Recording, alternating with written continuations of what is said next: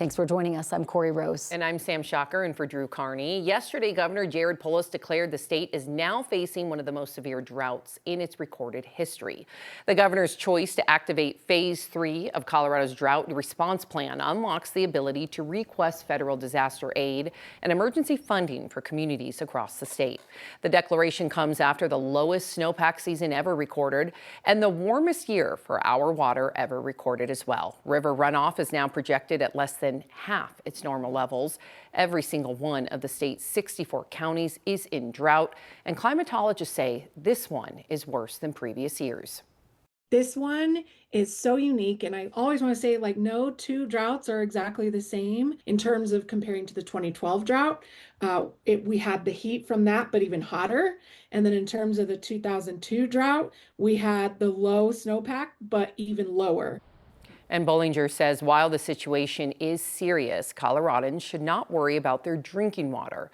She says the best thing residents can do right now is cut back on outdoor water use, like your lawn watering, sprinklers, all of that adds up. All right, let's bring in Katie LaSalle now with your forecast. We're talking all about this as we're heading into a long stretch of upper 80s, 90s. Right, and not a lot of precipitation that'll be widespread. So please abide by fire restrictions. I know a lot of activities if you're heading to camp or bike or just be in the mountains and enjoy Colorado.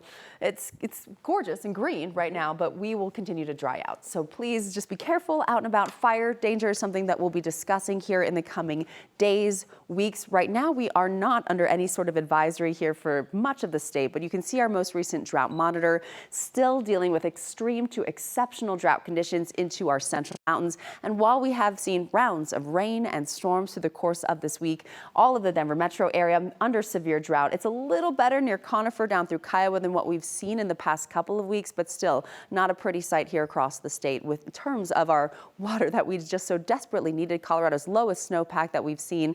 In terms of recreation out and about this weekend, though, enjoy it. It's going to be an absolutely beautiful weekend with temperatures in the 70s and 80s in the mountains, but it will be hot, 90s here over the Denver area and plains. This morning it is mild, 60 degrees and sunshine, very clear conditions out near Winter Park. We'll continue to watch our high mountain peaks, the snow that's still left up there melt because a ridge of high pressure. We are going to be introducing some unseasonably toasty temps from 50s this morning from the airport to Central Park. Highs reaching the low 80s right around lunchtime, partly cloudy skies, very little cloud coverage, 89 the expected high. That's 10 degrees above normal. 70s this afternoon for a lot of our mountain towns, but 80s and even some near record highs, 90s encompassing most of eastern Colorado Saturday and Sunday. Details in your 7-day coming up in just a few. Katie, thank you. The Montbello Rec Center will reopen on Monday, 2 weeks after a 14-year-old boy was killed there. 9 News reporter Courtney Yoon joins us live from there now. And Courtney, city leaders have been balancing, of course, the community healing with bringing back a critical resource to the neighborhood.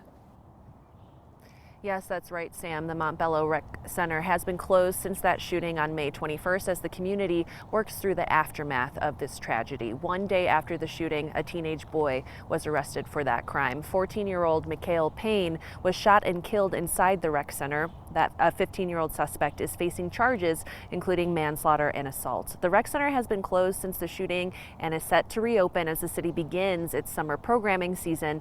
The decision was made with feedback from the community so families and kids can resume summer activities and support. City leaders say reopening the rec center wasn't a decision they wanted to make too quickly. Councilmember Chantel Lewis says it was important to give the community time to grieve.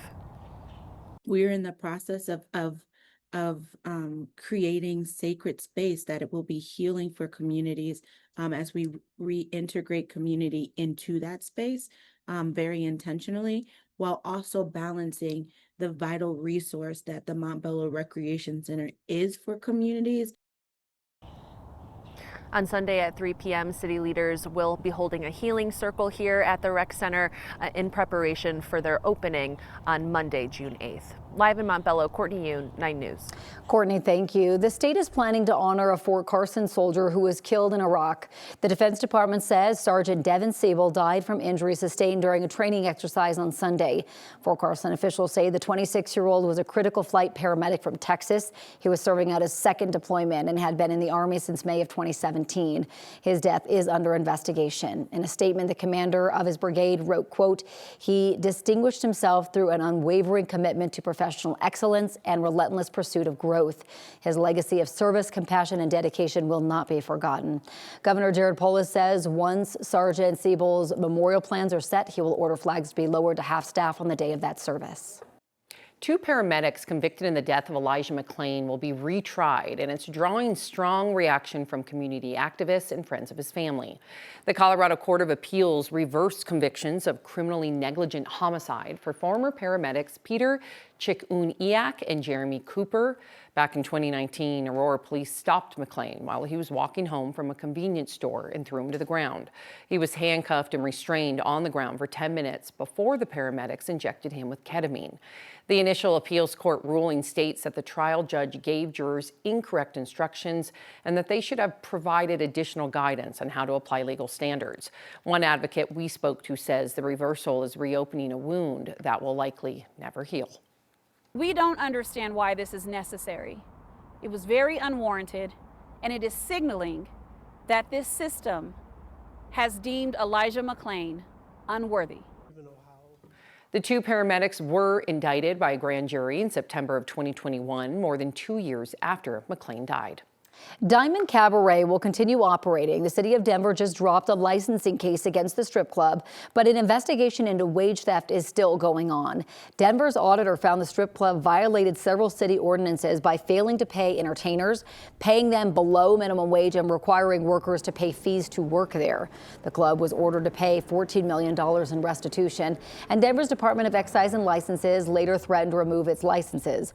The company has pushed back on the investigations and made several appeals. And yesterday, the licensing case was dismissed. The licensing department decided it should conduct its own investigation rather than rely on one by Denver Labor. The city could still refile the case. The 2 Democrats running to be Colorado's next governor don't have many policy differences, but they sure disagree on topics related to President Trump. Attorney General Phil Weiser and U.S. Senator Michael Bennet debated Thursday night on 9 News, and they got under each other's skin on a couple key moments. 9 News political reporter Marshall Zellinger co-moderated the debate. I pressed Michael Bennet on an issue he's trying to ding Phil Weiser on, and Bennet couldn't defend it. Bennet claims that Weiser is suing the Trump administration so much as a political stunt since he's running for governor. Weiser is part of 65 lawsuits against the Trump administration since the president took office again at the start of 2025. And when I asked Bennet about that claim that Weiser's suing so much, Bennet couldn't tell me anything he would do differently. Specifically now, which of the 65 lawsuits would you back Colorado out of? You know, for me, Marshall, it's not about the lawsuits he brought, it's the lawsuits he didn't bring. Well, I'm asking it's the about fact, the ones yeah, I know right what now. you're asking, but let me tell you something. It's the fact that he was missing in action for the entire first term of Donald Trump. Just want to be clear, you didn't name one lawsuit you would back out of Mr. Weiser. I had this attack levied on me months ago. I asked the same question. He's had months to find a single lawsuit that I brought and shouldn't, and he can't. For Weiser's part, his conflicting messaging is about the job Bennet is doing in Washington, D.C. Weiser says Bennet is doing so good in the Senate, he should stay there. But then he's also saying that Bennett's not strong enough against Trump, so he doesn't deserve to be governor. Here's my message to Michael Bennet. You've made some mistakes. You didn't stand up the way you should. I know you can shape up. Use your seniority, use your relationship, use your experience. Build on what has been best in your career. I admit that there aren't a lot of people that have served on the floor of the Senate who have decided to run for governor. And even my own mom and Phil, those are the 2 people that want me to stay in the Senate the most. They both agree that Colorado is expensive and that policies enacted by previous Democrats in charge have put Colorado in this unaffordability situation. But they are trying to convince Democrats and unaffiliated voters that they are the Democrat to fix the problem. Ballots hit the mail on Monday. Election day is June 30th. Marshall Zellinger, 9 News. Marshall, thank you. And you can watch the full hour-long unedited debate where they also talked about affordability, the unpopularity of Democrats, and vetoes anywhere you stream 9 News. You can also catch the debate between the Republicans running for governor. And a reminder, you can watch the two Democrats running to unseat Republican Congressman Gabe Evans debate Monday night here on 9 News. Colorado's 8th congressional district could be one of the closest races in the country.